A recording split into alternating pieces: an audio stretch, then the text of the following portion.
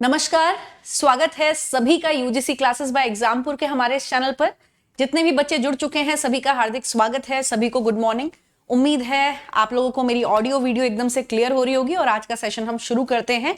जैसा कि मैंने पहले भी आपको बताया हुआ है कि अब हमारे प्रैक्टिस सेशन जो है वो स्टार्ट हो जाएंगे हमारी आगामी परीक्षा के लिए। अब हम जोरदार तैयारी जो है वो अपनी शुरू कर रहे हैं, तो उसी तैयारी के लिए आज हमने जो हमारा सेकंड पार्ट है हमारी प्रैक्टिस सेशन का, जिसमें हमने एमसीक्यू और पीवाईक्यू को मिक्स जो है यहाँ पर हल करना है। सारे पेपर वन से रिलेटेड क्वेश्चंस जो भी हैं मैंने यही कोशिश की है कि मिक्स आपके लिए मैं लेकर के आऊं ताकि सभी यूनिट का एक साथ अभ्यास आपका हो जाए। ठीक है, चलिए आईसीटी तो आपका साथ में चल ही रहा है, लेकिन उसके साथ साथ हम ये भी प्रैक्टिस जो है वो करते हैं। कुछ दिन हमारी निरंतर ये प्रैक्टिस जो है वो चलती रहेगी। बहुत इंपॉर्टेंट सेशन है। क्वेश्चन आपको यहाँ पर कराए जाएंगे, आंसर जो है वो बताए जाएंगे, आंसर के साथ कुछ स्टेटमेंट आपको दी जाएगी, कुछ व्याख्या आपको दी जाएगी। जिन भी प्रश्नों की व्याख्या दी जा रही है वो स्टेटमेंट आपने ध्यान से सुननी है। ठीक है, चलिए तो पहला प्रश्न हम शुरू करते हैं। स्क्रीन पर आपके आ रहा है पहला क्वेश्चन, ध्यान से पढ़ेंगे। मिक्स क्वेश्चन है, पीवाईक्यूज हैं। पूछा गया है कक्षा में प्रभावी अनुशासन बनाए रखने के लिए शिक्षक को क्या चाहिए। एक टीचर कक्षा में डिसिप्लिन जो है वो मेंटेन करना चाहता है। डिसिप्लिन मेंटेन करने के लिए टीचर क्या करेगा? छात्रों को वह करने की अनुमति देगा जो कि बच्चों को पसंद है, स्टूडेंट्स को पसंद है, या छात्रों के साथ थोड़ा सख्ती से निपटेगा, छात्रों को हल करने के लिए कुछ समस्या देगा, या उनके साथ विनम्रता और दृढ़ता से निपटेगा? क्या कहेंगे, क्या करेक्ट आंसर है? करेक्ट आंसर आपको बताना है ए, बी, सी या फिर डी। आप अपने आप को इस तरीके के प्रश्न जब भी आप हल करते हैं एप्टीट्यूड से रिलेटेड हैं। ठीक है, कॉमन सेंस पर आधारित है ये क्वेश्चन, है टीचिंग एप्टीट्यूड का, लेकिन फिर भी आप इसको कॉमन सेंस के आधार पर हल कर सकते हैं। तो हर यूनिट में से आपके 5 क्वेश्चन आते हैं पेपर 1 में। ठीक है, टोटल 10 यूनिट्स हैं। टोटल 10 यूनिट में से हर यूनिट में से 5 क्वेश्चन आते हैं और हर यूनिट आपकी 10 मार्क्स की है। तो आपने इस तरीके के क्वेश्चन में बिल्कुल भी गलती नहीं करनी है, ध्यान से पढ़ना है और उत्तर देना है। क्या कहेंगे, क्या करेक्ट आंसर होगा यहां पर? टीचर एक कक्षा में अनुशासन बनाए रखना चाहता है, इसके लिए वो क्या करेगा? छात्रों को वह करने की अनुमति देगा जो उन्हें पसंद है। शिक्षार्थी की पसंद अगर अनुसरण में लाई जाए तो शिक्षार्थी की पसंद जो है वो किसी भी चीज की पसंद हो सकती है। ठीक है, तो हम उसकी पसंद पर ध्यान नहीं देंगे। सख्ती से भी हम नहीं निपट सकते। हम आज के समय में शिक्षण जो भी व्यवस्था हमारी आज के समय में कायम की गई है उसमें दमनात्मक या फिर दंडात्मक अनुशासन की पूरी तरह से मनाही है, इसलिए हम यहां पर सख्ती से निपटेंगे ये तो हम बिल्कुल ही नहीं मान करके चल रहे हैं। छात्रों को हल करने के लिए समस्या देंगे, उनके साथ विनम्रता और दृढ़ता से निपटेंगे। ये स्टेटमेंट आपकी करेक्ट है। ठीक है, अगर ये हम फर्स्ट चुन सकते थे, अगर सेकंड अगर ऑप्शन हमें मिलता तो हम इसको भी चुन सकते थे। अगर आपको स्टूडेंट से निपटना है तो आपको हमेशा यह ध्यान रखना है, आज के समय में जैसा कि मैंने कहा दमनात्मक अनुशासन पूरी तरह से निषिद्ध किया गया है, तो आप तो सख्ती से निपट ही नहीं सकते। आपको पोलाइट रहना है, लेकिन पोलाइट रहने का यह तात्पर्य नहीं कि बच्चा जो कुछ भी करेगा आप उसको पूरी तरह से स्वीकार करेंगे। आपने दृढ़ता से उन चीजों से निपटना भी है, इसलिए विनम्र रहें और दृढ़ता से उससे निपटे। हालांकि ये जो स्टेटमेंट है जो कह रहा है कि बच्चे को हल करने के लिए कुछ समस्या देंगे, बच्चा क्लास में डिस्टर्बेंस कब क्रिएट करेगा? उसके पास कुछ करने के लिए नहीं है, वो निष्क्रिय बैठा हुआ है। जैसे व्याख्यान विधि में क्या होता है, टीचर बोल रहा है और स्टूडेंट जो है वो केवल निष्क्रिय श्रोता बन के कई बार सुनता है। तो ऐसी स्थिति में बच्चे को करने को कुछ नहीं है तो वो व्यवधान ही क्रिया कक्षा में व्यवधान ही करेगा, डिस्टर्बेंस ही करेगा। तो ऐसी स्थिति में आप उसको हल करने के लिए कुछ एक्स्ट्रा क्वेश्चंस दे सकते हैं, जिससे कि वो अपना समय अनुशासनहीनता या फिर दूसरों को तंग करने वाली हरकतें कम करे और अपने प्रश्नों का हल जो है वो खोजने में लगा रहे। लेकिन यहां पे हम करेक्ट बनाएंगे, विनम्रता और दृढ़ता से निपटना। डी स्टेटमेंट आपका यहां पर करेक्ट स्टेटमेंट है।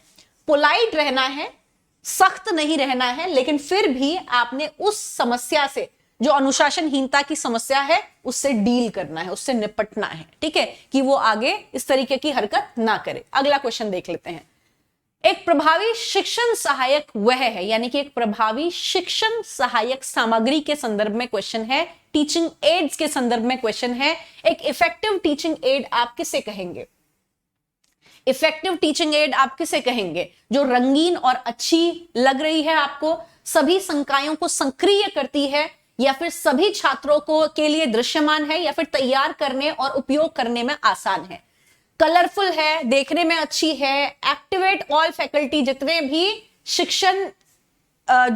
भी शिक्षक हैं किसी भी संकाय के अंदर, वो सब उसके माध्यम से सक्रिय बने हुए हैं। Is visible to all student, जो सभी बच्चों को दिखाई दे रही हो, या easy to prepare and use. क्या कहेंगे, क्या करेक्ट आंसर है, ए, बी, सी या फिर डी? ध्यान से देखना है, उस आधार पर उत्तर रखना है। शिक्षण सहायक सामग्री का उद्देश्य क्या है? एक तो शिक्षण अधिगम प्रक्रिया को रुचिकर बनाना, शिक्षण अधिगम प्रक्रिया को रुचिकर बना करके किसी भी विषय वस्तु की अच्छी समझ बच्चों के मस्तिष्क में स्थापित करना, यह एक मेन एम है। अब इन शिक्षण सहायक सामग्रियों के माध्यम से बच्चों का ध्यान केंद्रण रहता है विषय वस्तु पर। ध्यान केंद्रण रहता है यानी कि वो सक्रिय बने रहते हैं, किसके प्रति? लर्निंग के प्रति। और न केवल स्टूडेंट बल्कि टीचर्स को भी वहां पर ये दिमाग में ये चीज रहती है कि मुझे ये शिक्षण सहायक सामग्री का इस विषय के लिए इस्तेमाल करना है, इस तरीके से मुझे बच्चों को समझाना है। तो ये स्टूडेंट और टीचर दोनों को ही एक्टिव रख रही है, ठीक है। इसलिए हम कहेंगे एक्टिवेट ऑल फैकल्टीज, सभी संकाय के सदस्यों को ये सक्रिय रखती है। ध्यान रखना है, क्वेश्चन अलग अलग तरीके से आपसे पूछ लिया जाता है कि टीचिंग एड कैसे प्रभावी है। सबसे पहले टीचिंग एड क्यों प्रभावी होते हैं? एक तो ये रुचिकर होते हैं, इंटरेस्टिंग है। दूसरी चीज, ये क्या करते हैं? विषय वस्तु के प्रति, विषय वस्तु यानी कि सब्जेक्ट मैटर के प्रति बच्चों का ध्यान आकर्षित करते हैं। विषय वस्तु के प्रति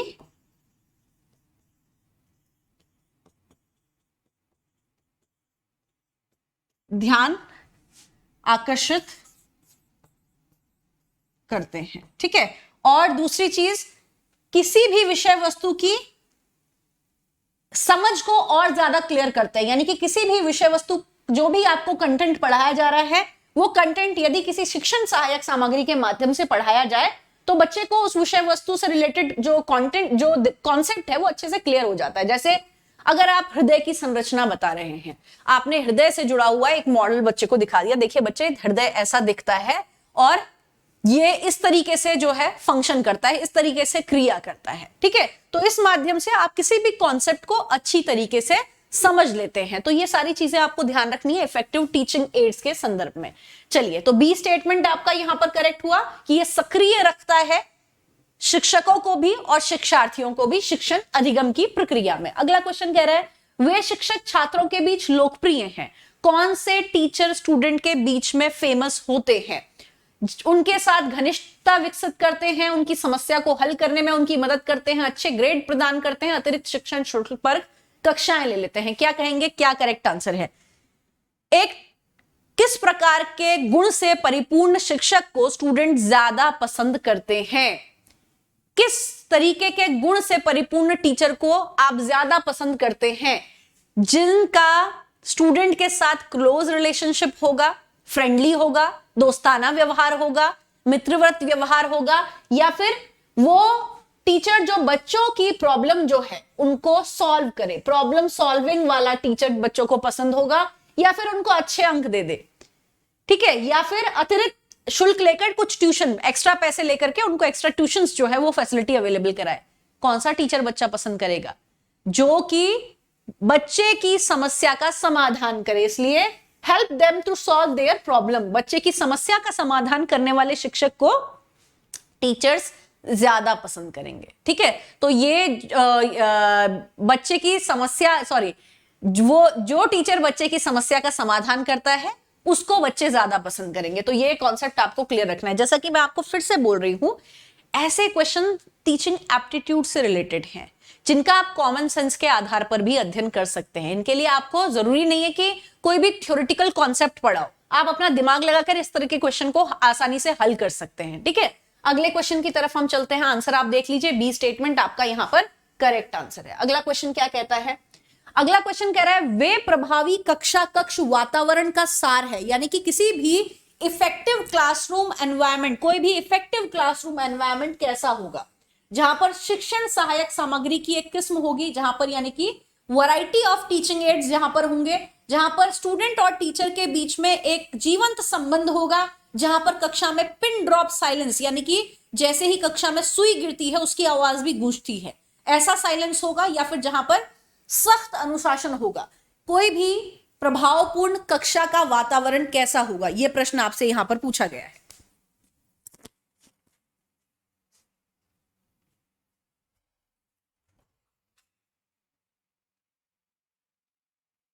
प्रभावपूर्ण कक्षा का वातावरण कैसा होगा? किसी भी शांत कक्षा को, जहां पर कोई भी शोर नहीं हो रहा है, क्या आप उसको प्रभावपूर्ण कक्षा कहेंगे?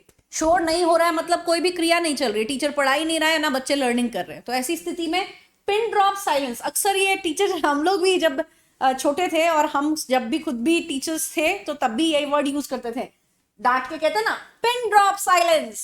लेकिन उस समय हम ये कह रहे होते हैं कि जो अनुशासनहीनता कर रहे हैं वो अनुशासनहीनता ना करें और वो बातचीत में अपना समय बर्बाद ना करें, वो केवल शिक्षण जो किया जा रहा है उस पर फोकस करें और लर्निंग करें उससे, ठीक है। लेकिन पिन ड्रॉप साइलेंस, वहां पर हमारा ये तात्पर्य नहीं है कि आप अपनी समस्या को सामने रखें ही ना, ठीक है। तो पिन ड्रॉप साइलेंस से ये तात्पर्य नहीं, लेकिन फिर भी पिन ड्रॉप साइलेंस जो है वो एक प्रभावपूर्ण कक्षा नहीं बनाता है।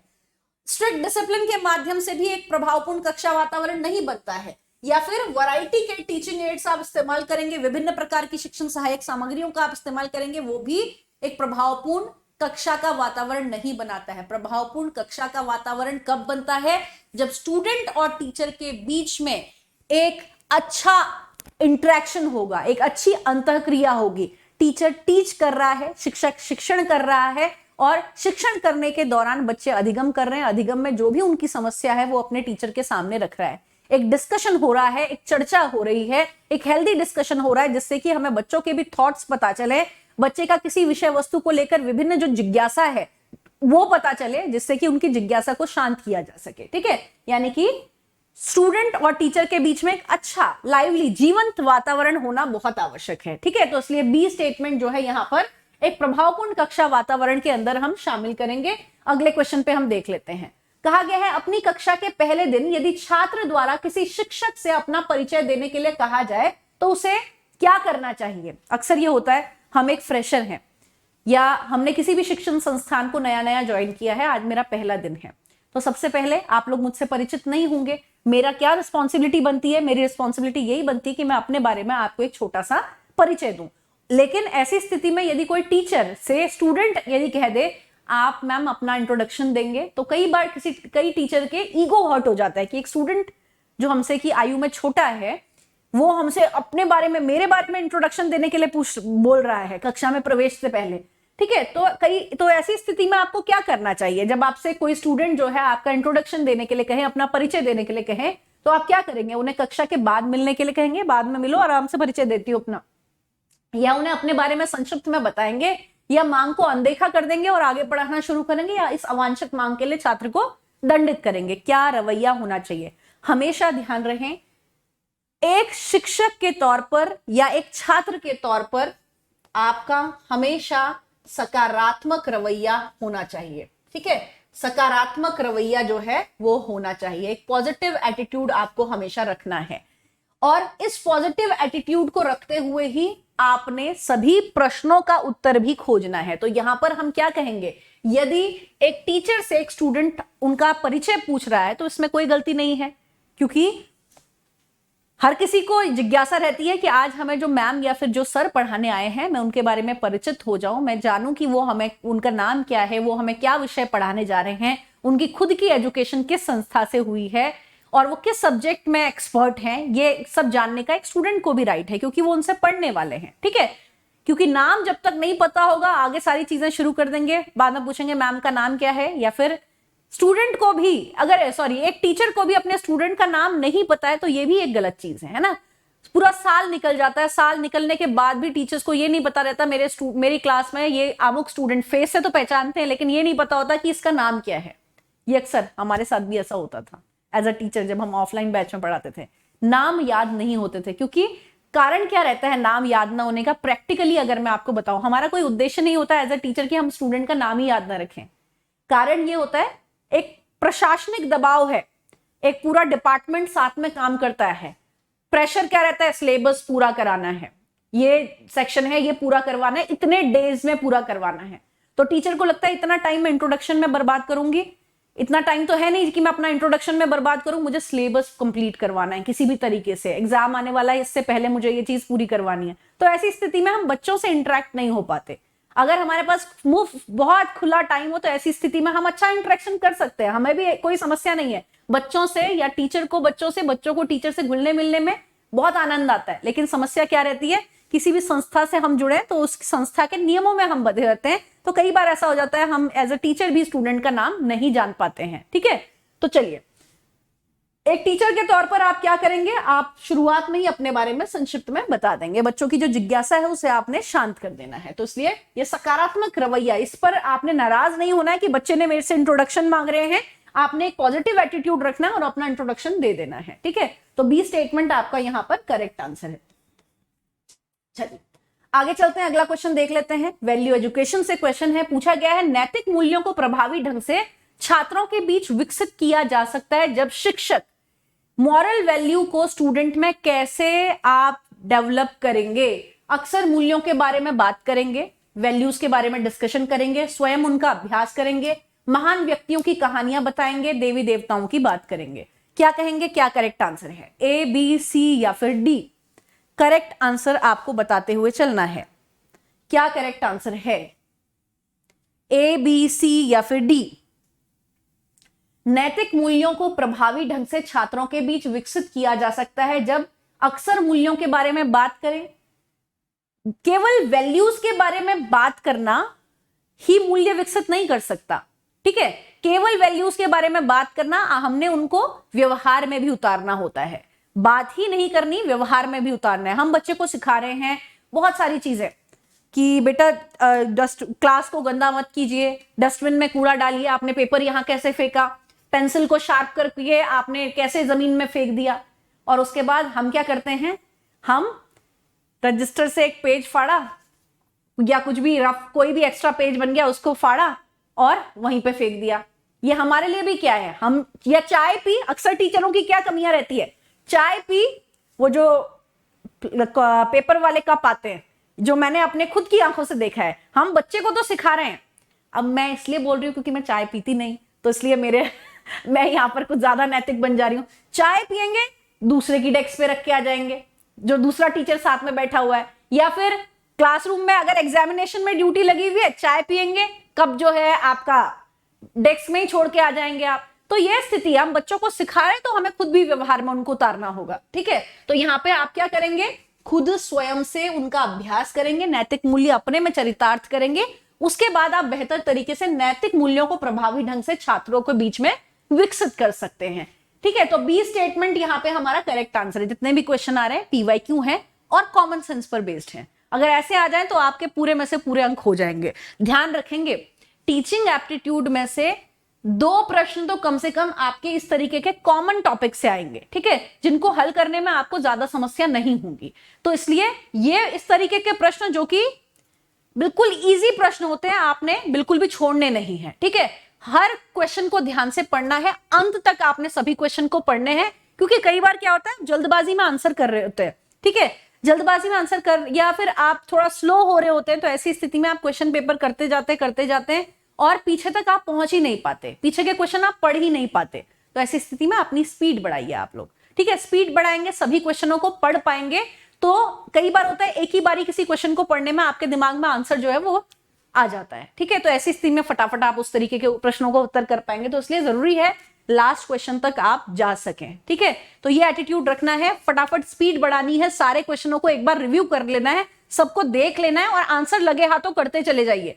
ये मत सोचिए कि मैं बाद में आंसर करूंगा या फिर चलो फिर से मैं एक बार दोबारा से सोचूंगा इस विषय पर। आपको ऑप्शन भी मिलता है कि अगर आप इसको बाद में विचार कर लेना चाहते हैं, उसको आप मार्क कर सकते हैं, लेकिन बाद में आप उस पर विचार कर सकते हैं। तो इस तरीके से आप मार्क जरूर कर दीजिए, उसको आंसर जरूर कर दीजिए। ऐसा ना हो कि आपको लग रहा है कि इसका ये आंसर है, चलो मैं बाद में आंसर करता हूं। कई बार बाद में चीजें छूट जाती है, इसलिए लगे हाथों करते चले जाइए। ठीक है, तो आपका बी स्टेटमेंट जो है यहाँ पे करेक्ट आंसर है। अगले पे चलते हैं। एक शोधकर्ता का आवश्यक गुण क्या है? अब आ जाते हैं रिसर्च एप्टीट्यूड के क्वेश्चंस हैं ये। ठीक है, ये आपके रिसर्च एप्टीट्यूड के क्वेश्चन है, शोध अभिवृत्ति से क्वेश्चन है।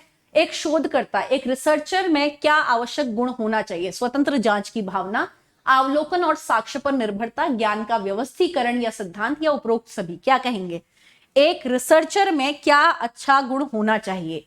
क्या गुण दिए गए विकल्पों में से होना चाहिए?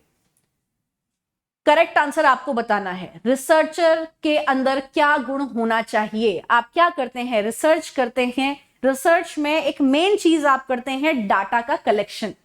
ठीक है, डाटा के कलेक्शन के लिए आप विभिन्न डाटा कलेक्शन की टेक्निक को अपनाते हैं। ठीक है, अब उन टेक्निक को अपनाते हुए आप क्या करते हैं, आप जब शोध कर रहे हैं तो आपके शोध में आप रिसर्च के एथिक्स का पालन करते हैं। ठीक है, रिसर्च के एथिक्स क्या होते हैं पहले इसे समझ लीजिए। रिसर्च में एथिक्स हैं वो नैतिक मूल्य जिन्हें हमें अपने रिसर्च करते समय पालन में रखना है। जैसे किसी की कॉपी नहीं करनी है, अगर कहीं से कोई चीज ली है आपने तो आपने उसको क्रेडिट देना है। ये सारी चीजें नैतिकता के जो भी नियम है वो आपके रिसर्च एथिक्स के अंदर आ जाते हैं। तो आप स्वतंत्र जांच की भावना रखते हुए आपने इंडिपेंडेंट अपने आप में रिसर्च करना है।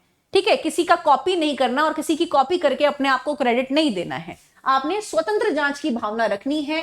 आप क्या करते हैं, किसी भी चीज का ऑब्जर्वेशन करते हैं और ऑब्जर्वेशन के आधार पर एविडेंस जो है वो इकट्ठा करते हैं। ठीक है, तो यहां पे कहा गया अवलोकन और साक्ष्य पर निर्भरता। ये क्या है, आपने जो डाटा कलेक्ट किया, डाटा कलेक्ट करने के बाद आप अपने रिसर्च के बारे में जो भी तैयारी कर रहे हैं, जो भी रिसर्च में लिख रहे हैं, तो किस आधार पर लिख रहे हैं, जो भी ऑब्जर्वेशन की, जो भी देखा आपने, उस आधार पर आप अपने रिसर्च वर्क में जो भी थीसिस आप लिखते हैं वो लिखते हैं। ठीक है, उसके बाद जो भी डाटा कलेक्ट हुआ आप क्या करते हैं, उस डाटा को कलेक्ट करके डाटा को एनालाइज करते हैं, डाटा का विश्लेषण करते हैं। विश्लेषण में आप उसको वर्गीकृत करते हैं समानता और असमानता के आधार पर। तो यहां पर आप क्या कर रहे हैं, ज्ञान का व्यवस्थीकरण भी कर रहे हैं और ज्ञान का व्यवस्थीकरण करके एक सिद्धांत को आप निरूपित कर देते हैं, यानी अपना एक थीसिस आपने दे दिया कि इस स्टडी के माध्यम से मैंने ये सिद्ध कर दिया है। ठीक है, तो इसलिए हम क्या कहेंगे, एक शोधकर्ता का आवश्यक गुण है कि वो स्वतंत्र जांच भी करता है, अवलोकन व साक्ष्य पर निर्भर भी रहता है, ज्ञान का व्यवस्थीकरण भी वो करता है और सिद्धांत को वो निरूपित भी कर देता है। इसलिए डी स्टेटमेंट आपका यहां पर करेक्ट आंसर हो गया। जिन्होंने भी डी को करेक्ट कहा सभी का आंसर करेक्ट है। देख लेंगे, डी आपका यहां पर करेक्ट आंसर हो गया। अगले क्वेश्चन पे हम चलते हैं। अगला क्वेश्चन क्या कह रहा है, अनुसंधान किया जा सकता है। अब ये कोड दिए गए हैं, आपको बताना है कि निम्न में से किसके आधार पर आप कहेंगे कि ये अनुसंधान हो रहा है, ये रिसर्च हो रहा है।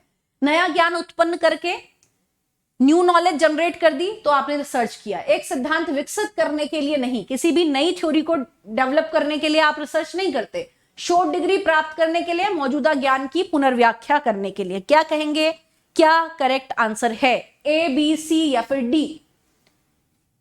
रिसर्च आप क्यों करते हैं? सबसे पहले आप रिसर्च कब करते हैं, जब आप किसी भी कोर्स, विशेषकर पीएचडी में एडमिशन लेते हैं। तो पीएचडी में एडमिशन लेने से क्या तात्पर्य है, आप किसी भी विषय के संदर्भ में गहन ज्ञान प्राप्त कर रहे हैं। गहन ज्ञान प्राप्त करते हुए लास्ट में अब आप इस काबिल हो गए हैं कि उस विषय के संदर्भ में अपना एक मत रख सके। ठीक है, आप उस विषय के संदर्भ में अपना एक नया मत रख सकें। तो यहां पर हम क्या कहेंगे, अनुसंधान किया जाता है जनरेट न्यू नॉलेज, नया ज्ञान उत्पन्न करने के लिए। या तो आप अनुसंधान के माध्यम से कोई नए तथ्य या नई जानकारी उजागर करते हैं। ठीक है, नए तथ्य या जानकारी उजागर करते हैं,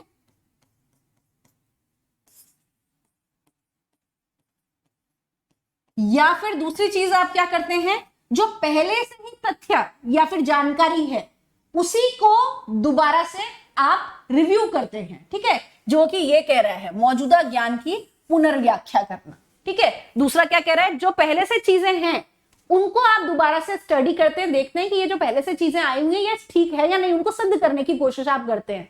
तो इसलिए मौजूदा ज्ञान की पुनर्व्याख्या आप करते हैं। कब करते हैं आप रिसर्च, जब आप पीएचडी कर रहे होते हैं। ठीक है, पीएचडी कर रहे होते हैं उस समय आप रिसर्च करते हैं। तो हम क्या कहेंगे, एक तो शोध डिग्री प्राप्त करने के लिए हम रिसर्च करते हैं, नए ज्ञान को उत्पन्न करने के लिए हम नए तथ्य या जानकारी उजागर करने के लिए रिसर्च करते हैं, या जो चीज पहले से मौजूद है, जो नॉलेज पहले से मौजूद है उसको दोबारा से पुनर्व्याख्यात आप करते हैं। ठीक है, उसको सिद्ध करने की कोशिश करते हैं कि हाँ ये सही है या फिर नहीं है। ठीक है, तो ये हो गया आपका करेक्ट आंसर, जिसमें आपने एक सिद्धांत विकसित करने के लिए नहीं कह रहा है।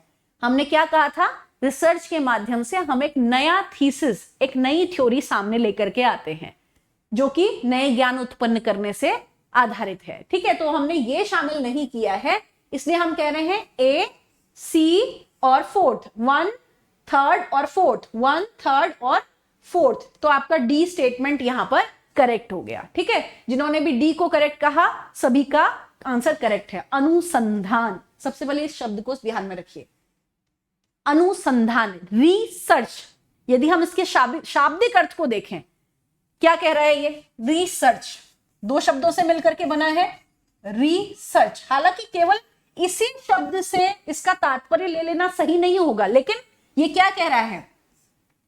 या तो इसका तात्पर्य है खोज करना, ठीक है, रिसर्च शब्द का तात्पर्य क्या है? खोज करना, या फिर हम इसको कह सकते हैं दूसरा, एक तो पहला ये अर्थ हो गया, दूसरा अर्थ हम ये कह सकते हैं पुनः खोजना, किसी भी चीज को पुनः खोजना। तो इससे आपको क्लियर हो गया ये कॉन्सेप्ट। जब भी आपसे पूछा जाए तो रिसर्च में जो भी चीजें शामिल होंगी, एक तो नए ज्ञान की खोज करना और एक जो पहले से ज्ञान स्थापित है उसकी पुनः खोज करना, ये दोनों स्टेटमेंट यहां पर आ गए। ठीक है, जो कि ये और ये आपका स्पष्ट कर रहा है। तो ध्यान रखना है रिसर्च का तात्पर्य क्या है, रिसर्च से आप क्या समझते हैं? किसी भी विषय के संदर्भ में गहन जानकारी लेना ही रिसर्च है, अनुसंधान है। और या तो आप इसमें किसी नए विषय की खोज करते हैं या फिर आप किसी विषय जो पहले से ही खोज की गई है उसको रिसर्च आप करते हैं। ठीक है, तो उम्मीद है ये कॉन्सेप्ट आपका अच्छे से क्लियर। चलिए, उम्मीद है क्लियर हुआ होगा। जो भी यहां पर जानकारी दी उसके संदर्भ में एक नई स्टेटमेंट मैंने आपको क्लियर कर दी है, वो आपको ध्यान में रखते हुए चलना है। ठीक है, और रिसर्च के माध्यम से हमें किसी थ्योरी को सामने लेकर के आते हैं। जब हम पीएचडी कर रहे होते हैं तो हम अपना शोध कार्य जो है वो करते हैं डिग्री धारण करने के लिए। अगला क्वेश्चन है कम्युनिकेशन से। ये क्वेश्चन इंपॉर्टेंट है और अलग अलग फॉर्म में आपसे पूछ लिया जाता है। कह रहे हैं कम्युनिकेशन की प्रक्रिया, संचार की प्रक्रिया को सही क्रम में लगाइए। चलिए, सही क्रम में लगाना है संचार की प्रक्रिया को। Source, channel, message, receiver. यहां पे मैं आपको विभिन्न शब्दों के अर्थ, अगर हिंदी में आप लोगों को थोड़ा सा समस्या है तो इसी आधार पर मैं यहां पर लिख देती हूं, जिसको हम प्रेषक कहते हैं या फिर इसको हम स्रोत के नाम से भी जानते हैं। ठीक है, उसके बाद चैनल जो है वो है माध्यम, जहां पर भी चैनल आ रहा है वो है माध्यम। उसके बाद मैसेज जहां पर भी आ रहा है वो है संदेश, और यहां पर हो गया आपका लास्ट में प्राप्तकर्ता। ये मैंने इसी को, पहले वाली स्टेटमेंट को हिंदी में कर दिया है और इस आधार पर आप सभी को देख लेंगे अगर अंग्रेजी में कोई समस्या हो रही है तो। सही सीक्वेंस में आपने लगाना है। क्या करेक्ट आंसर है ये आपको बताना है, ए, बी, सी या फिर डी। करेक्ट आंसर क्या है? इसके साथ मैं आपको एक व्याख्या भी दूंगी, वो भी आपको ध्यान से सुन लेनी है, समझ लेनी है। ठीक है, ध्यान से सुन लेनी है, समझ लेनी है जो भी मैं इसके साथ व्याख्या दे रही हूं। कम्युनिकेशन का प्रोसेस, और यही जो दिए गए हैं विकल्प, यही है कम्युनिकेशन के एलिमेंट भी। यानी अगर आपसे पूछा जाए दिए गए विकल्पों में से कम्युनिकेशन, संचार के तत्व कौन से हैं, कोड, सही कोड का चयन कीजिए, तो यही जो विकल्प आपको दिए गए हैं ना यहां पर, ये सभी आपके संचार के तत्व में भी आ जाते हैं। ठीक है, संचार के तत्व के अंदर भी आ जाते हैं। तो एक बार यहां पर हम आंसर को डिस्कस कर लेते हैं। ठीक है, कम्युनिकेशन के प्रोसेस में जो सही सीक्वेंस रहता है वो रहता है, सबसे पहले आता है आपका सोर्स, जिसको कि आप सेंडर के नाम से भी जानते हैं। ठीक है, जिसको आप सेंडर कह लीजिए या फिर आप प्राप्तकर्ता कह लीजिए, कुछ भी आप इसे कह सकते हैं। यह है आपका पहला तत्व, फर्स्ट एलिमेंट। उसके बाद कम्युनिकेशन के प्रोसेस में जो सेकंड स्टेप पर आता है वो है चैनल। इसी चैनल को आप मीडियम के नाम से भी जानते हैं, यानी कि इसी को आप माध्यम के नाम से भी जानते हैं। इसके बाद कम्युनिकेशन के प्रोसेस में आता है मैसेज। ठीक है, यह है आपका थर्ड। उसके बाद, इसके बाद फोर्थ में आ जाता है आपका रिसीवर। ठीक है, फोर्थ में आ गया आपका रिसीवर। अब ये कम्युनिकेशन के प्रोसेस को आप समझेंगे, आपको विकल्प आ रहे हैं तो आपने जो फर्स्ट प्रायोरिटी देनी है, ठीक है, फर्स्ट प्रायोरिटी देनी है वो इसी विकल्प को देनी है। लेकिन अगर आपके पास ये विकल्प नहीं है, एक दूसरा विकल्प है जिसमें हम यहां पर दिया भी होगा, ये दिया हुआ है सोर्स, मैसेज, चैनल, रिसीवर। अगर हमारे पास सोर्स, चैनल, मैसेज, रिसीवर, पहले हमने ये चुनना है। करेक्ट आंसर इस क्वेश्चन का यही है। ठीक है, करेक्ट आंसर इस क्वेश्चन का यही है जो कि ए है। लेकिन अगर हमारे पास ए नहीं होता तो हम इस स्टेटमेंट को भी करेक्ट बता सकते हैं जिसमें कहा गया है, अब दोनों को समझ लीजिए। एक प्रेषक होता है, वो अपने संदेश के हस्तांतरण के लिए एक चैनल का चयन करता है। मेरे पास एक संदेश है, मैंने एक चैनल का चयन किया, मैंने ईमेल भेज दिया, ठीक है। वो ईमेल, वो मेरा संदेश है जो कि आगे गया, वो मेरा संदेश है जो कि आगे गया और वो रिसीवर के पास पहुंच गया। दूसरे क्रम में यदि हम देखें तो एक प्रेषक है, प्रेषक ने क्या किया, एक संदेश का चयन किया जो कि उसने संदेश को आगे भेजने के लिए एक मीडियम का चयन किया और वो रिसीवर के पास पहुंच गया, ठीक है। तो इस तरीके से आपने इस विकल्प में किसी भी तरीके से आ जाता है तो आपने हल कर लेना है। उम्मीद है ये कॉन्सेप्ट क्लियर हुआ होगा। अब एक और तरीके का क्वेश्चन आ जाता है, यहां पर कहीं पे भी कम्युनिकेशन के प्रोसेस में जो आपके विकल्प दिए गए हैं, यहां पर फीडबैक नाम का कॉन्सेप्ट नहीं है, ठीक है। फीडबैक नाम का कॉन्सेप्ट नहीं है, लेकिन कोई भी संचार प्रभावपूर्ण तब होगा जब वहां पर प्रतिपुष्टि यानी कि फीडबैक होगा।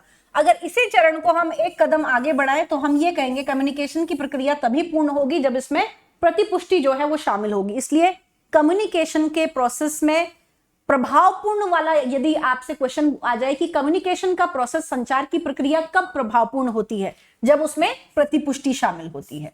इसलिए हम किसी भी कम्युनिकेशन के प्रोसेस में फीडबैक को बहुत महत्व देते हैं। जब फीडबैक उपस्थित नहीं है तो वो किस प्रकार का कम्युनिकेशन है, फीडबैक उपस्थित नहीं है तो वो लीनियर कम्युनिकेशन है, ठीक है।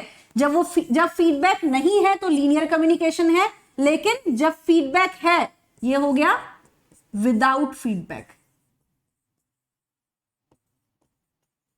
ठीक है। अगर फीडबैक है यानी कि विद फीडबैक यानी कि ये प्रभावपूर्ण है, ठीक है। अगर फीडबैक है तो वो हो गया आपका इंटरैक्टिव कम्युनिकेशन, ठीक है, इंटरैक्टिव कम्युनिकेशन। उम्मीद है क्लियर हुआ होगा, ठीक है। ये सारा कॉन्सेप्ट आपको क्लियर हो गया होगा। अब हम चलते हैं आगे। करेक्ट आंसर क्या है, ए स्टेटमेंट आपका करेक्ट आंसर है। यदि ए नहीं होता तो ऐसी स्थिति में आप डी को करेक्ट मान के चलते, प्राथमिकता इसे देनी है। अगर ये नहीं है तो सेकंड प्रायोरिटी आपको इसको देनी है, ठीक है। पहली priority source channel message receiver, दूसरी priority source message channel receiver, ठीक है। चलिए, ए स्टेटमेंट करेक्ट है। इस तरीके का पीवाईक्यू आपका अलग अलग रूप में आया हुआ है, जहां पर अभी आपको ये दोनों स्टेटमेंट साथ में दिख रही हैं। एक क्वेश्चन ऐसा है जिसमें ये स्टेटमेंट नहीं है और ये स्टेटमेंट दी हुई है, 4 विकल्प दिए हुए हैं, तो वहां पर इसको करेक्ट बताया गया है, ठीक है। तो आपको इस तरीके से ध्यान में रखते हुए चलना है। आगे चलते हैं। अब यहां पर कम्युनिकेशन से ही क्वेश्चन है, 2 स्टेटमेंट दिए हैं और उनसे जुड़े हुए कोड आपको दिए हुए हैं। पहला स्टेटमेंट कह रहा है, दावा कह रहा है मास मीडिया समाज में हिंसा की संस्कृति को बढ़ावा देती है। कारण कह रहा है कि क्यों हिंसा की संस्कृति को बढ़ावा देती है, क्योंकि हिंसा बाजार में बिकती है और लोगों का स्वयं का चरित्र जो है वो हिंसक है। कौन सा कथन, कौन सा कोड आप यहां पर सही बताएंगे, क्या करेक्ट आंसर है? जल्दी से करेक्ट आंसर आपको बताना है, ए, बी, सी या फिर डी। करेक्ट आंसर क्या है? क्या आप कहेंगे कि मास मीडिया समाज में हिंसा की संस्कृति को बढ़ावा देता है, सही स्टेटमेंट है या फिर नहीं? मास मीडिया टीवी पर प्रसारित किए जाने वाले जितने भी आपके कुछ ऐसे शोज होते हैं, नाम नहीं लूंगी शो का, जिसमें आपको अगर क्राइम करना नहीं भी आता होगा तो वहां से आपको कुछ ट्रिक्स बता दी जाएगी कि कैसे क्राइम किया जाता है, ठीक है। और दंगे, मजहबी उन्माद, ये सारी चीजें आपको परोसी जाती हैं। वहां पर ये भड़क गया, वहां पर ये भड़क गया, नहीं भी हो रहा होगा तो उस चीज को और उछाला जाता है, ठीक है। तो मास मीडिया समाज में हिंसा की संस्कृति को बढ़ावा देता है। छोटी सी चीज होगी, प्रेजेंट बढ़ा चढ़ा करके किया जाएगा, अतिशयोक्ति बढ़ा चढ़ा करके कर रहे हैं, क्योंकि हिंसा बाजार में बिकती है। लोगों का स्वयं का चरित्र हिंसक है, लोग शांति प्रिय हैं, लोगों का चरित्र, हम सकारात्मक रवैया रखते हुए चलेंगे। लोग हमेशा शांति चाहते हैं, हर कोई पीस चाहता है, हिंसा कोई भी नहीं चाहता है। इसलिए हम ये नहीं कहेंगे लोगों का स्वयं का चरित्र हिंसक है और हिंसा बाजार में बिकती है इसलिए मास मीडिया परोसता है। पहला स्टेटमेंट तो करेक्ट है कहीं ना कहीं कि मास मीडिया समाज में हिंसा की संस्कृति को बढ़ावा दे रही है। नेक्स्ट स्टेटमेंट करेक्ट नहीं है, इसलिए हम कह रहे हैं कि यहां पर ए तो सही है लेकिन आर जो है वो गलत है, ठीक है। सी स्टेटमेंट यहां पे हमारा करेक्ट हो गया है। आगे चलते हैं। अगला क्वेश्चन, लक्ष्मण नैतिक रूप से एक अच्छे व्यक्ति हैं क्योंकि, अब यहां पर लक्ष्मण से तात्पर्य रामायण में राम जी के भाई लक्ष्मण से नहीं है, ठीक है। एक कैरेक्टर है लक्ष्मण, एक व्यक्ति है लक्ष्मण, ये स्टेटमेंट दिया हुआ है, आपको बताना है लक्ष्मण एक नैतिक रूप से अच्छा व्यक्ति है। कारण क्या हो सकता है, तर्क आपने देना है, ठीक है। लॉजिक वाले क्वेश्चन है ये सारे आपके। वह धार्मिक है इसलिए वे नैतिक रूप से अच्छा है, शिक्षित है इसलिए अच्छा है, अमीर है इसलिए अच्छा है, या तर्क संगत है। कोई भी व्यक्ति मॉरली कब अच्छा होता है। एक क्वेश्चन आपका ऐसे ही पूछा गया था वैल्यू एजुकेशन से रिलेटेड, कि वैल्यू एजुकेशन मूल्य शिक्षा का आधार क्या होना चाहिए। क्वेश्चन में आपने सहमति किस पर दिखाई थी, मूल्य शिक्षा का आधार तर्क होना चाहिए, है ना। तो यहां पर भी हम क्या कहेंगे, Lakshman is a morally good person. क्यों है लक्ष्मण मॉरली गुड पर्सन, क्योंकि वो तार्किक है, ठीक है, क्योंकि वो तार्किक है। अब आप कहेंगे पढ़ा लिखा क्यों नहीं, क्या पढ़ा लिखा व्यक्ति ही हमेशा मॉरली गुड हो सकता है। यह सर्वथा रहेगा कि क्या पढ़ा लिखा व्यक्ति ही मॉरली गुड होता है। अच्छा, हम टीचर्स पे ना, ये इससे मुझे याद आया, क्योंकि मुझे हमेशा सुनने को मिलता है, मैं शांत भी हूं और मैं थोड़े में ही गुस्सा भी बहुत ज्यादा हो जाती हूं। अगर मुझे कुछ भी गलत दिखता है या फिर जो चीज मुझसे नहीं हो पाती और मुझसे जबरदस्ती करने को कही जाती है, ठीक है, या मैं बहुत ज्यादा प्रेशराइज कर दी जाती हूं, तो ऐसे में मेरा एकदम से विस्फोट होता है गुस्से का बहुत ज्यादा, ठीक है। अब भाई आप सामने से परेशान करते रहो, टीचर है, हाइपर है हम, टीचर्स का करियर ऐसा है कि वो हाइपर हो जाते हैं, ठीक है, बहुत जल्दी हाइपर हो जाते हैं। कुछ भी चीज गलत देखती रहेंगे आप हाइपर हो जाएंगे। ये एक ड्रॉबैक हो जाता है टीचिंग करियर जब आप ज्वाइन कर लेते हैं, क्योंकि आप स्टूडेंट से डील करते हैं। और मेरा एक लंबा मतलब करियर रहा है जिसमें मैंने ऑफलाइन क्लासेस काफी ली हैं, तो ऐसे में बच्चों के साथ मेरा इंटरेक्शन बहुत रहा है, तो डांट डपट भी बहुत हुई है, ठीक है, गलत किया तो डांटा भी बहुत ज्यादा है। तो ऐसी स्थिति में क्या होता था, जब भी गलती होती थी बर्दाश्त नहीं हुआ, बच्चों को डांट दिया। अब वो बच्चे हैं हमारे लिए, हमारे स्टूडेंट हैं, हमारे अपने बच्चे के समान है, हम उनको गलत कभी भी नहीं देख सकते, वो जहां भी गलत होंगे हम करेक्ट करेंगे। तो ऐसी स्थिति में हम as a teacher personal life में भी कुछ ऐसे ही हो जाते हैं। तो ऐसी स्थिति में अक्सर जब हम गलत देखते हैं और उसको टोकते हैं तो अक्सर हमारी हो जाती है भिड़न, ठीक है। तो ऐसी स्थिति में कहा जाता है आप टीचर हैं, आप पढ़े लिखे हैं, क्या ये आपको शोभा देता है। हम अक्सर एक टीचर के तौर पर ये जरूर सुनते हैं, ठीक है, आप पढ़े लिखो एक टीचर हो तो आपके कैरेक्टर को ये शोभा देता है। भाई टीचर्स ही कभी गलत बर्दाश्त नहीं कर सकते, चाहे वो उनके पर्सनल लाइफ में हो रहा हो, चाहे वो सोसाइटी में हो रहा हो, ठीक है। ये आप मान के चलिए आप भी एक टीचर हैं, और भावी समय में अगर आप अभी टीचिंग भी कर रहे होंगे, कई बच्चे, कई आप टीचर होने वाले भी हैं, आप जब एक लंबा एक्सपीरियंस लेंगे ना तो आपके अंदर भी ये चीज आने लगेगी कि आप गलत बर्दाश्त नहीं करेंगे, जिससे आपका सीधा असर आपकी पर्सनल लाइफ में पड़ेगा, ठीक है। चलिए, तो इसलिए यहां पर हम क्या कह रहे हैं, लक्ष्मण एक नैतिक रूप से अच्छा व्यक्ति है क्योंकि वो तार्किक है। चलिए, डी स्टेटमेंट करेक्ट हो गया, आगे चलते हैं। नीचे दिए गए दो कथन हैं, 1 और 2, उसके बाद दो निष्कर्ष दिए गए हैं जो कि हैं ए और बी। ये कथन है और ये निष्कर्ष है, इन्हीं कथनों के आधार पर ये निष्कर्ष निकाले गए हैं, ठीक है। यह मानते हुए कि कथन सत्य है, निम्न में से कौन सा निष्कर्ष तार्किक रूप से अनुसरण कर सकता है, कौन सा निष्कर्ष तार्किक रूप से सही है। उपरोक्त कथन के संदर्भ में कोड यहां दिए गए हैं, आपको सही उत्तर का चयन करना है, ठीक है। पहला कह रहा है, पहले हम कथन देख लेते हैं, कुछ धार्मिक लोग नैतिक रूप से अच्छे होते हैं, यानी कि कुछ रिलीजियस पर्सन जो है, कुछ रिलीजियस पीपल जो है वो मॉरली भी गुड होते हैं। दूसरा कह रहा है कुछ धार्मिक लोग तर्क संगत होते हैं, कुछ रिलीजियस पर्सन जो है वो तर्क संगत होते हैं। यानी सीधा तात्पर्य क्या है, अगर आप धार्मिक हैं, आप तार्किक रूप से धार्मिक है, तर्कसंगत रूप से धार्मिक हैं, तो ये कहीं अच्छा चीज है, ठीक है। लेकिन आप अंधा धर्म को फॉलो कर रहे हैं, वो चीज अच्छी नहीं है। तर्कसंगत रूप में धार्मिक लोग नैतिक रूप से अच्छे होते हैं, गैर तर्कसंगत धार्मिक व्यक्ति नैतिक रूप से अच्छे नहीं होते। कौन सा स्टेटमेंट करेक्ट है, ध्यान से पढ़ेंगे, ए बी सी या फिर डी, करेक्ट आंसर आपको बताना है।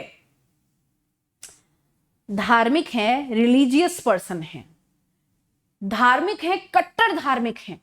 कट्टर धार्मिक से क्या तात्पर्य है, आपकी भावनाएं सामने वाला आकर के धर्म के नाम पर भड़का के चला जाता है और आप भड़क जाते हैं आसानी से।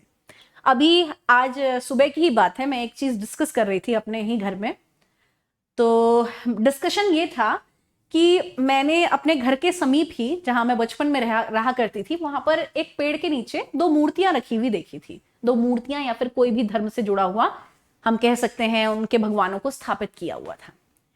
तो केवल वो प्रारंभ में दो मूर्तियां थी जो कि पेड़ के नीचे रखी हुई थी, ठीक है। अब वहां पर वो दो मूर्तियां रख दी गई तो धीरे धीरे लोग आने लगे, ठीक है। लोग आने लगे, वहां पर पूजा अर्चना शुरू करने लगे। अब धीरे धीरे क्या हुआ, वहां पर पूजा अर्चना शुरू होने लगी तो लोग बढ़ने लगे। दो मूर्तियों की जगह और मूर्तियां बढ़ती चली गई, ठीक है। अब वो जो जगह थी जहां पर वो मूर्तियां रखी गई थी, वो एकदम मेन रोड के पेड़ के नीचे रखी हुई थी, ठीक है। मेन रोड जहां पर ट्रैफिक इधर से इधर जा रहा है, चौराहा है, इधर से भी जा रहा है, उधर से भी जा रहा है।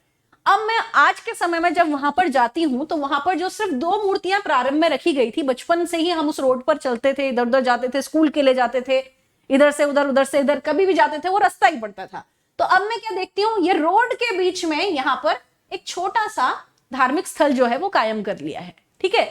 अब वो रोड के बीच में लोग आ रहे हैं, पूजा भी कर रहे हैं, लेकिन यहाँ पे चौराहा भी है, ट्रैफिक भी है।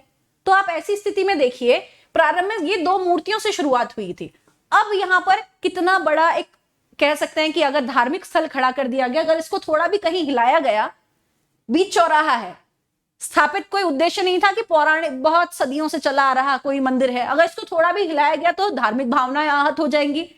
सरकार करे तो क्या करे, है ना। तो ये विडंबना है, जब हम धार्मिक होते हैं ना तो हमें कई बार तार्किक होना चाहिए। तो ऐसी स्थिति में हम क्या कहेंगे, तर्क संगत रूप से धार्मिक लोग नैतिक रूप से अच्छे होते हैं, लेकिन जो गैर तर्क संगत रूप से धार्मिक व्यक्ति हैं वो नैतिक रूप से अच्छे नहीं हो सकते। इसलिए हमेशा धर्म का भी तर्क के आधार पर आप आंकलन करेंगे, ठीक है। तो यहां पर दोनों ही स्टेटमेंट करेक्ट हैं, ए बी दोनों ही अनुसरणीय है, तो हमने कहा सी स्टेटमेंट जो है वो करेक्ट है। जो मैंने उदाहरण दिया, क्षमा चाहूंगी कोई भी बच्चा अपने धर्म जाति से जोड़ करके इसको ना देखे, मैंने एक यूनिवर्सल एग्जाम्पल दिया है, ठीक है, कि हमें कभी भी धार्मिक रूप से, आप धार्मिक रहिए, रिलीजियस रहिए, लेकिन तर्कसंगत रूप से रिलीजियस रहना है, कि हमारी धार्मिक भावनाएं किसी भी कारण से, हमारा ईश्वर हमारे हृदय में वास करता है, ठीक है। उसको कोई भी कह सकते हैं मंदिर या मस्जिद गुरुद्वारा, इसकी आवश्यकता नहीं है। मंदिर, मस्जिद, गुरुद्वारा या कोई भी अन्य धार्मिक स्थल, वो हमारे सब हृदय में वास करता है। हम अच्छे कर्म करेंगे तो भगवान अपने आप में खुश रहेगा, हम किसी का दिल नहीं दुखाएंगे, भगवान अपने आप में खुश रहेगा, ठीक है। तो इसलिए आपकी धार्मिक भावनाएं इन छोटी संकीर्णताओं से आहत नहीं होनी चाहिए। आप अपने धर्म को इतना बड़ा बना दीजिए, ठीक है। यानी आप अपने ईश्वर को, जो आपके हृदय में विराजमान है, उस ईश्वर को इतना बड़ा बना दो कि छोटी मोटी चीजों से आपके हृदय में वास करने वाला ईश्वर कभी आहत ना है, ठीक है। तो इतना स्ट्रांग आप एक ह्यूमन के तौर पर होने चाहिए। चलिए, इसी के साथ मैंने एक आपको नैतिक वैल्यू भी यहां पर दे दी है।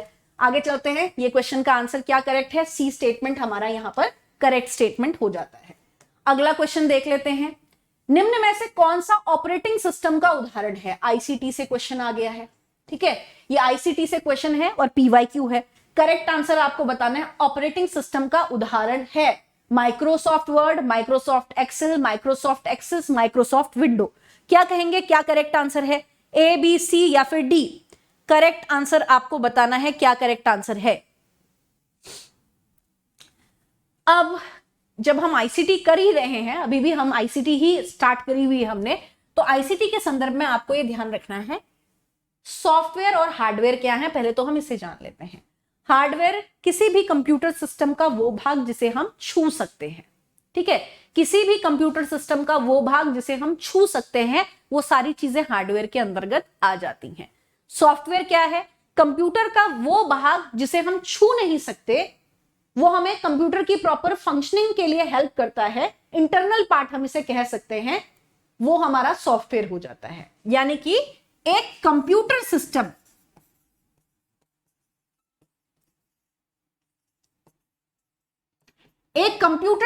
दो चीजों से मिलकर के बना होता है। किन चीजों से, एक हो गया हार्डवेयर और दूसरा हो गया आपका सॉफ्टवेयर, ठीक है। इन दोनों का मिलना आवश्यक है, तभी किसी कंप्यूटर सिस्टम का निर्माण होगा। केवल हार्डवेयर से काम नहीं चल सकता, केवल सॉफ्टवेयर से काम नहीं चल सकता। दूसरा कॉन्सेप्ट हम ये कह सकते हैं, किसी भी कंप्यूटर सिस्टम का निर्माण hardware, software plus input and output device से बनता है।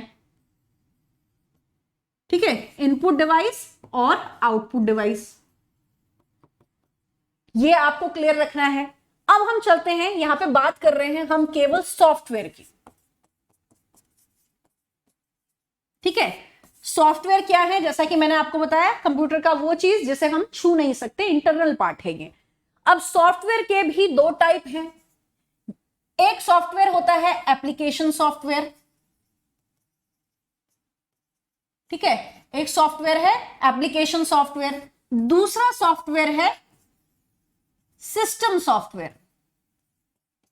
ठीक है, इस सिस्टम सॉफ्टवेयर को ही हम ऑपरेटिंग सिस्टम के तौर पर भी जानते हैं। ठीक है, ये आपको क्लियर रखना है। एप्लीकेशन सॉफ्टवेयर क्या होते हैं, वो सारी एप्लीकेशंस, एक फोन के अंदर आप विभिन्न एप्लीकेशन यानी एप्स का इस्तेमाल करते हैं। अभी यूट्यूब भी आपकी एक एप्लीकेशन ही है ना, आपका गूगल क्रोम का एक एप्लीकेशन आपके फोन में है, ठीक है, और व्हाट्सएप का एप्लीकेशन आपके फोन में है, इंस्टाग्राम का एप्लीकेशन है, फेसबुक का एप्लीकेशन है। ये एप्लीकेशन का मेन फीचर क्या हो गया, एप्लीकेशन आप अपने सिस्टम में इंस्टॉल करते हैं। ठीक है, एप्लीकेशन आप अपने सिस्टम में इंस्टॉल करते हैं, जैसे माइक्रोसॉफ्ट वर्ड, एक्सेल और एक्सेस, ये आपके क्या हो गए, किस तरीके के सॉफ्टवेयर हो गए, एप्लीकेशन सॉफ्टवेयर। लेकिन माइक्रोसॉफ्ट विंडो ये क्या है, ये है हमारा ऑपरेटिंग सिस्टम या फिर सिस्टम सॉफ्टवेयर। ये माइक्रोसॉफ्ट विंडो क्या करता है, ये माइक्रोसॉफ्ट विंडो हमें फंक्शन करने के लिए, कंप्यूटर के फंक्शन करने के लिए एक प्लेटफॉर्म यानी कि एक मैदान प्रदान करता है, जिसमें कि हम, जिस मैदान में हमारा कंप्यूटर जो है वो फंक्शन कर सकता है। जैसे क्रिकेट खेलने के लिए हमें एक पिच की आवश्यकता होती है, ऐसे ही कंप्यूटर को चलाने के लिए एक पिच का काम करता है माइक्रोसॉफ्ट विंडो। ठीक है, तो ये आपको क्लियर रखना है, क्या है हमारे ऑपरेटिंग सिस्टम या सिस्टम सॉफ्टवेयर, क्या है हमारे एप्लीकेशन सॉफ्टवेयर। उम्मीद है क्लियर हुआ होगा। चलिए, तो आपका डी स्टेटमेंट यहां पे करेक्ट है। निम्न में से कौन सा ऑपरेटिंग सिस्टम का उदाहरण है, माइक्रोसॉफ्ट विंडो। बाकी किसके उदाहरण है, एप्लीकेशन सॉफ्टवेयर के। ठीक है, अगला क्वेश्चन जो कि मैं आपसे जब एनसीटीई पढ़ा रही थी तो डिस्कस कर रही थी, क्या पूछा गया है, as per the norms of NCTE what should be the staff strength for a unit of 100 student at BEd level. अगर आपसे पूछा गया है एनसीटीई के मानकों के अनुसार किसी भी बीएड के शिक्षण संस्थान में स्टाफ की स्ट्रेंथ 100 बच्चों के ऊपर कितनी होनी चाहिए, 1+7, 1+9, 1+10 या 1+5। करेक्ट आंसर आपको बताना है, क्या करेक्ट आंसर है, ए बी सी या फिर डी। करेक्ट आंसर आपको बताना है, क्या करेक्ट आंसर है। मैंने आपसे ये डिस्कस भी किया था, आपको अगर ध्यान में हो तो आप इस प्रश्न का उत्तर जो है वो आसानी से कर पाएंगे। क्या कहेंगे, क्या करेक्ट आंसर है, ए बी सी या फिर डी। अब किसी भी बीएड शिक्षण संस्थान में यदि 100 स्टूडेंट हैं, ठीक है, 100 स्टूडेंट्स हैं, तो इन 100 स्टूडेंट्स के ऊपर 10 तो टीचर होने चाहिए और एक प्रिंसिपल होना चाहिए। ठीक है, 10 शिक्षक और एक प्रिंसिपल होना चाहिए। लेकिन कई किताबों में ये रेशियो 7+1 का भी दिया हुआ है। ठीक है, ये रेशियो 1+7 या फिर 7+1 का भी दिया हुआ है। ठीक है, तो इसलिए यहां पर हम क्या कहेंगे, सी स्टेटमेंट करेक्ट है, 10 के ऊपर, 10 टीचर के ऊपर एक प्रधानाचार्य। ठीक है, चलिए, तो आपका सी स्टेटमेंट यहां पे करेक्ट हुआ है। जिन्होंने भी सी कहा है करेक्ट है, सभी का आंसर सही है। क्या कह रहे हैं, एनसीटी के मानकों के अनुसार बीएड में 100 छात्रों के ऊपर 100 छात्रों की एक इकाई के लिए कर्मचारियों की संख्या, ये तो हिंदी में ही ट्रांसलेशन किया हुआ है इसका। चलिए, अगला क्वेश्चन क्या कहता है, निम्न में से कौन सा चर मात्रात्मक शब्दों की व्याख्या नहीं कर सकता है, नहीं किया जा सकता। मात्रात्मक शब्दों में व्यक्त नहीं किया जा सकता, जो मात्रात्मक शब्दों में व्यक्त नहीं किया जा सकता वो वेरिएबल कौन सा है, जो मात्रात्मक संख्या में आप जिसको नहीं बता सकते वो वेरिएबल कौन सा है। करेक्ट आंसर बताना है आपने जल्दी से।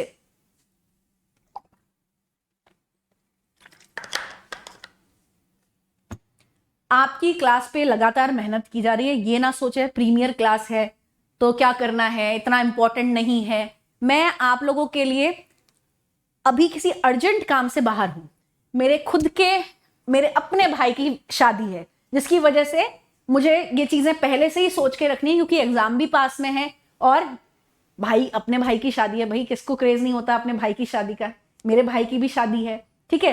तो उसकी विवाह के लिए थोड़ा सा मुझे बाहर आना पड़ा, ठीक है। तो इसलिए मैंने ये सारी क्लासेस आप लोगों के लिए पहले से ही प्री रिकॉर्ड करके रखी हुई हैं, ताकि आपका भी नुकसान ना हो और मेरे दिमाग में भी एक टेंशन ना रहे कि एग्जाम आने वाला है और मैं छुट्टी ले ली, ठीक है। ये अपने आप में एक प्रेशर रहता है। जब भी आप कोई कार्य करते हैं ना, तो आपके पास भी एक प्रेशर रहता है कि मेरे पास एक रिस्पॉन्सिबिलिटी है, ठीक है। तो चलिए, करेक्ट आंसर आपको बताना है। कौन सा चर मात्रात्मक शब्दों में व्यक्त नहीं किया जा सकता? सामाजिक आर्थिक स्थिति, सोशो इकोनॉमिक कंडीशन, वैवाहिक स्थिति, संख्यानात्मक योग्यता या फिर पेशेवर रवैया। क्या कहेंगे? किसको आप नंबर में नहीं बखान कर सकते? सामाजिक आर्थिक स्थिति ये आंकड़ों में आ सकती है, संख्या में आ सकती है। वैवाहिक स्थिति, कितने साल हो गए शादी को। संख्यानात्मक योग्यता, ये तो आएगी ही संख्या में, ठीक है। पेशेवर रवैया, ये आपका गुणात्मक है, ठीक है।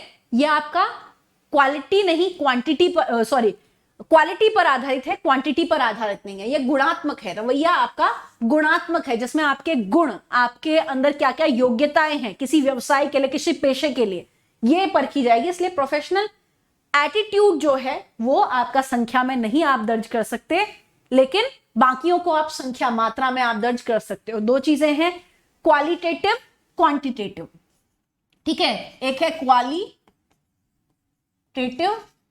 दूसरा है क्वांटिटेटिव, ठीक है। क्वालिटेटिव, जिसमें संख्या में आंकड़ों को इकट्ठा और संख्या में ही रिजल्ट जो है, परिणाम जो है वो दिए जाते हैं, ठीक है। सॉरी, मैं यहां पर इसको मैं पहले क्लियर कर दूं, ठीक है। मैं खुद थोड़ा सा स्पेलिंग्स में यहां पे कंफ्यूज हो रही हूं। क्वांटिटेटिव, ये तात्पर्य है मात्रात्मक।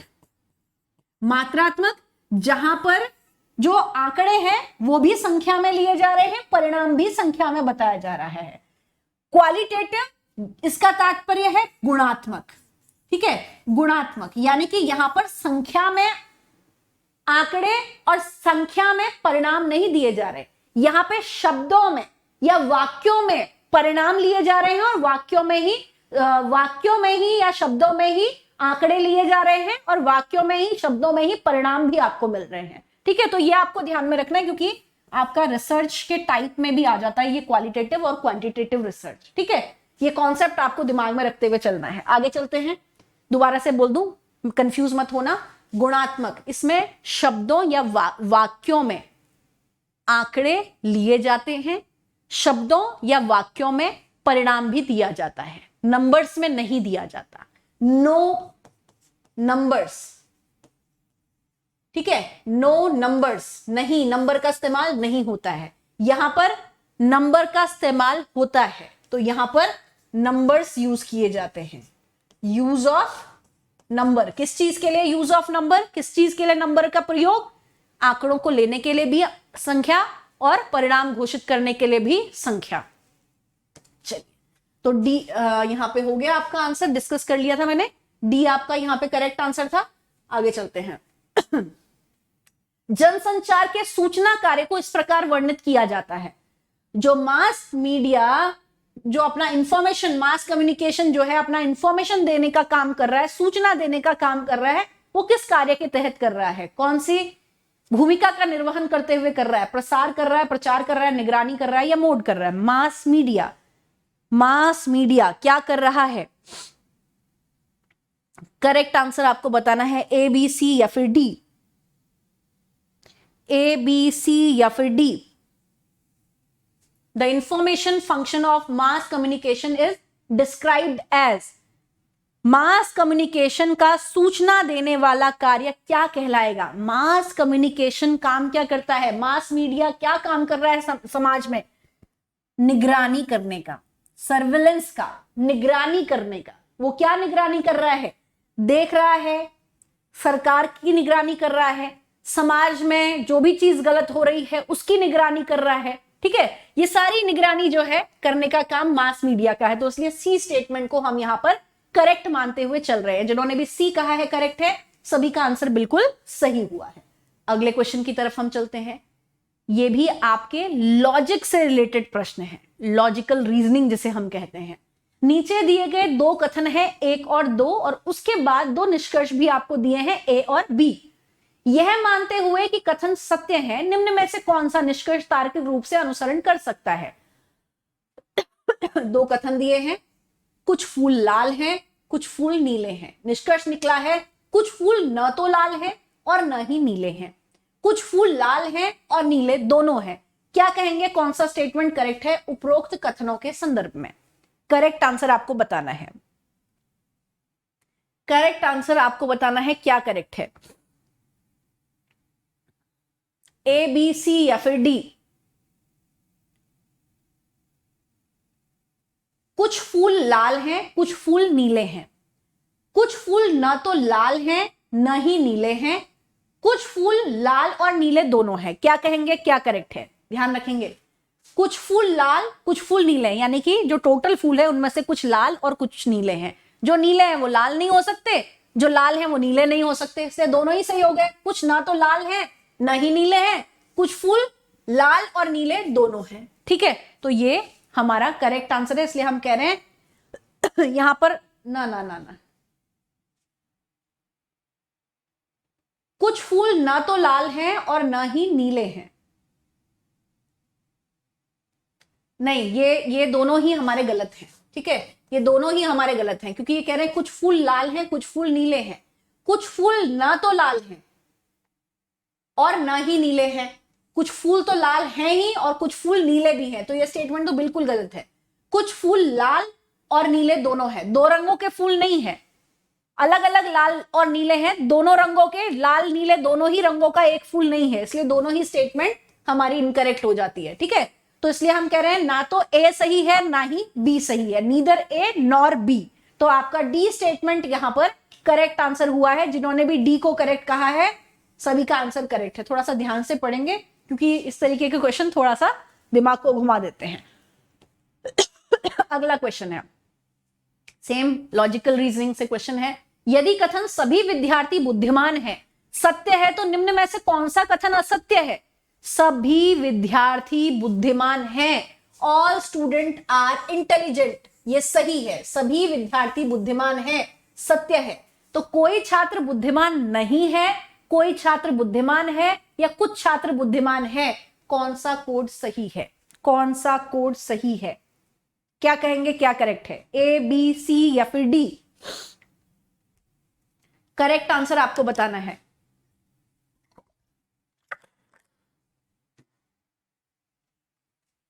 करेक्ट आंसर आपको बताना है, क्या कहेंगे, क्या सही है?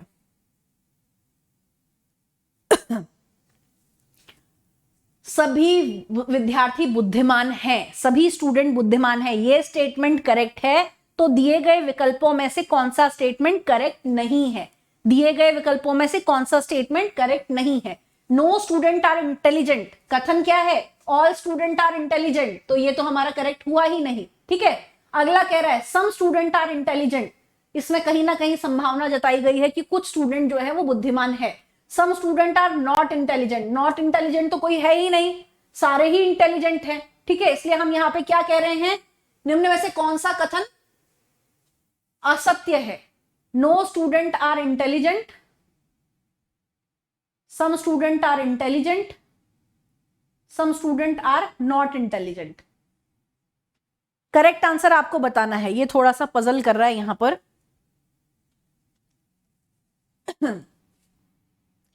मेरे हिसाब से all student are intelligent is true, which one of the statement is false?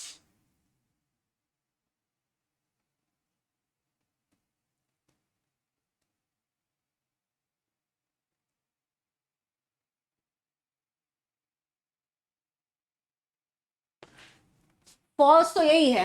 ठीक है, यही है फॉल्स। चलिए, तो यहां पे हम क्या कह रहे हैं, पहला और तीसरा, पहला और तीसरा जो है ये गलत है। ठीक है, फॉल्स ही हमें बताना है। इसमें कहीं ना कहीं संभावना दिखाई गई है कि कुछ स्टूडेंट आपके इंटेलिजेंट हैं, तो हम यहां पर देख लेते हैं बी स्टेटमेंट आपका करेक्ट आंसर है। जिन्होंने भी बी को करेक्ट कहा है no student are intelligent, some student are not intelligent. ठीक है, तो ये आपका बी ही करेक्ट है, जिन्होंने भी बी कहा है। अगला क्वेश्चन है, निम्न में से कौन एक इंटरनेट सेवा प्रदाता आईएसपी नहीं है? इंटरनेट सेवा प्रदाता, इंटरनेट सर्विस प्रोवाइडर आईएसपी नहीं है। एमटीएनएल, बीएसएनएल, इंटरनेट या फिर infotech India limited. Correct answer आप क्या कहेंगे? ए, बी, सी या फिर डी? जल्दी से, कौन सा एक इंटरनेट सेवा प्रदाता नहीं है? करेक्ट आंसर आपको बताना है। इंटरनेट की सेवा जो नहीं देता, एमटीएनएल, बीएसएनएल या बी इंटरनेट इंडिया या infotech India limited. Correct answer आपको बताना है। इन्फोटेक इंडिया लिमिटेड ये आपका इंटरनेट सेवा प्रदाता नहीं है, बल्कि एक आईटी सर्विस मैनेजमेंट कंपनी है। ठीक है, क्या है? आईटी सर्विस मैनेजमेंट कंपनी है। तो डी स्टेटमेंट आपका यहां पर करेक्ट है। ऊपर के एमटीएनएल, बीएसएनएल, इंटरनेट इंडिया ये आपका इंटरनेट सेवा प्रदाता है। ठीक है, बाकी डी नहीं है। लेकिन एमटीएनएल, बीएसएनएल आप सभी को देखने को मिलता है, ये आपको कम देखने को मिलता है क्योंकि ये केवल पर्टिकुलर संस्थान से रिलेटेड है। ठीक है, शिक्षा और अनुसंधान नेटवर्क ईआर नेट, इलेक्ट्रॉनिक और सूचना प्रौद्योगिकी मंत्रालय भारत सरकार का एक स्वायत्त वैज्ञानिक समाज है। इन्फोटेक इंडिया लिमिटेड या ITC infotech India limited IT service management company है। ठीक है, तो डी स्टेटमेंट यहां पर आपका करेक्ट हो जाता है, जिन्होंने भी डी को करेक्ट कहा है। आगे चलते हैं। क्वेश्चन कह रहे हैं कंप्यूटर के हार्डवेयर सॉफ्टवेयर को प्रबंधित करने वाला कंप्यूटर प्रोग्राम के सेट को कहा जाता है? कंप्यूटर के हार्डवेयर सॉफ्टवेयर को प्रबंधित करने वाले कंप्यूटर प्रोग्राम को क्या कहा जाता है? कंपाइलर सिस्टम, ऑपरेटिंग सिस्टम या फिर ऑपरेशन सिस्टम या ऑपरेटिंग सिस्टम या फिर उपरोक्त में से कोई नहीं। करेक्ट आंसर आपको बताना है। ध्यान से समझिए, अभी पीछे ही मैंने आपको बताया हार्डवेयर क्या है, सॉफ्टवेयर क्या है और एक कंप्यूटर सिस्टम कैसे बनता है। अब आपको बताना है कंप्यूटर के हार्डवेयर और सॉफ्टवेयर को प्रबंधित करने वाले कंप्यूटर प्रोग्राम के सेट को क्या कहा जाता है? हार्डवेयर और सॉफ्टवेयर को प्रबंधित करने वाले कंप्यूटर प्रोग्राम को क्या कहा जाता है? करेक्ट आंसर आपको बताना है, जिसके संदर्भ में मैंने आपको एक स्टेटमेंट दी थी, आपको अगर ध्यान में हो। माइक्रोसॉफ्ट विंडो के बारे में मैंने आपको बताया था और मैंने वहां पर आपको कहा था कि ये माइक्रोसॉफ्ट विंडो एक कंप्यूटर सिस्टम को एक प्लेटफॉर्म देता है। जिस तरीके से क्रिकेट खेलने के लिए एक पिच की आवश्यकता होती है, ऐसे ही कंप्यूटर सिस्टम के लिए भी एक पिच की आवश्यकता होती है और ये पिच प्रोवाइड करते हैं माइक्रोसॉफ्ट विंडो। ठीक है, अलग अलग वर्जन इसमें आते हैं माइक्रोसॉफ्ट विंडो में। ठीक है, तो यहां पर हम क्या कहेंगे, ध्यान रखेंगे स्टेटमेंट और उत्तर को भी ध्यान रखना है। किसी भी कंप्यूटर के हार्डवेयर और सॉफ्टवेयर को प्रबंधित करने वाले कंप्यूटर प्रोग्राम के सेट को कहा जाता है ऑपरेटिंग सिस्टम। ऑपरेटिंग सिस्टम ये क्या है? सॉफ्टवेयर का एक टाइप है जिसे आप सिस्टम सॉफ्टवेयर के नाम से भी आप जानते हैं। काम क्या करता है? कंप्यूटर के हार्डवेयर और सॉफ्टवेयर को प्रबंधित करने वाला ये कंप्यूटर प्रोग्राम है। तो सी स्टेटमेंट यहां पे आपका करेक्ट स्टेटमेंट है। आगे चलते हैं। अगला क्वेश्चन, चिपको आंदोलन सबसे पहले किसके द्वारा शुरू किया गया था? People development and environment. ठीक है, पीडीई से क्वेश्चन है, पीपल डेवलपमेंट एंड एनवायरमेंट से क्वेश्चन है। चिपको आंदोलन, करेक्ट आंसर आपको बताना है। करेक्ट आंसर क्या है? Correct answer, Chipko movement was first started by, किसके द्वारा इसे शुरू किया गया था? कब शुरू हुआ था? 1973 में ये शुरू हुआ था। कब शुरू हुआ था? 1973 में ये शुरू हुआ था। किसके द्वारा शुरू किया गया था ये आपको बताना है। करेक्ट आंसर क्या है? सुंदरलाल बहुगुणा, ये करेक्ट आंसर है। डी स्टेटमेंट आपका यहां पर करेक्ट आंसर है। जिन्होंने भी डी को करेक्ट कहा सभी का आंसर बिल्कुल सही है। अब इस मोमेंट के संदर्भ में आपको एक स्टेटमेंट दी गई है जिसे आपने ध्यान से सुनना है क्योंकि क्वेश्चन आए तो आपको पता होना चाहिए। चिपको आंदोलन एक पर्यावरण रक्षा आंदोलन था, यानी कि एनवायरमेंट को संरक्षित रखने के लिए ये एक आंदोलन चलाया गया था। भारत के उत्तराखंड राज्य में इसे चलाया गया था जो कि पहले उत्तर प्रदेश का एक हिस्सा हुआ करता था। क्यों चलाया गया था? किसानों ने वृक्षों की कटाई के विरोध करने के लिए इसको चलाया था। आंदोलन तत्कालीन उत्तर प्रदेश के चमोली जिले में 1973 में प्रारंभ किया गया। एक दशक के अंदर यह पूरे उत्तराखंड क्षेत्र में फैल गया था। और चिपको आंदोलन की एक मुख्य बात यह थी कि इसमें स्त्रियों की भारी संख्या ने भाग लिया था और शुरुआत 1970 में भारत के प्रसिद्ध पर्यावरणविद सुंदरलाल बहुगुणा, कामरेड गोविंद रावत और चंडी प्रसाद भट्ट, श्रीमती गौरा देवी के नेतृत्व में हुआ था। ठीक है, उम्मीद है ये अच्छे से आपको क्लियर हुआ होगा और इस मूवमेंट के संदर्भ में आपको कॉन्सेप्ट जो है वो अच्छा क्लियर हो गया होगा। चलिए तो आज के सेशन को मैं यहीं पे समाप्त कर रही हूं। कल इसी का थर्ड पार्ट आएगा। ठीक है, कल इसी का थर्ड पार्ट आएगा जिसको आपने ज्वाइन करना है। तो कल के पार्ट में जुड़ जाना है। अच्छा खासा अभ्यास चल रहा है, अच्छी खासी प्रैक्टिस चल रही है। इस सेशन को यहीं पे एंड करती हूं। कल आपसे फिर से मुलाकात होगी। तब तक के लिए सभी को मेरा नमस्कार, बहुत बहुत शुक्रिया सेशन में बने रहने के लिए, बहुत बहुत धन्यवाद। वीडियो को लाइक भी करना है, शेयर भी करना है और चैनल को सब्सक्राइब नहीं किया हुआ है वो भी आप लोगों ने करना है। वीडियो को लाइक कीजिए, शेयर कीजिए, ये दो चीज आपने सबसे पहले करनी है। चलिए कल आपसे फिर मुलाकात होगी। तब तक के लिए सभी को मेरा नमस्कार, बहुत बहुत शुक्रिया सेशन में बने रहने के लिए, धन्यवाद।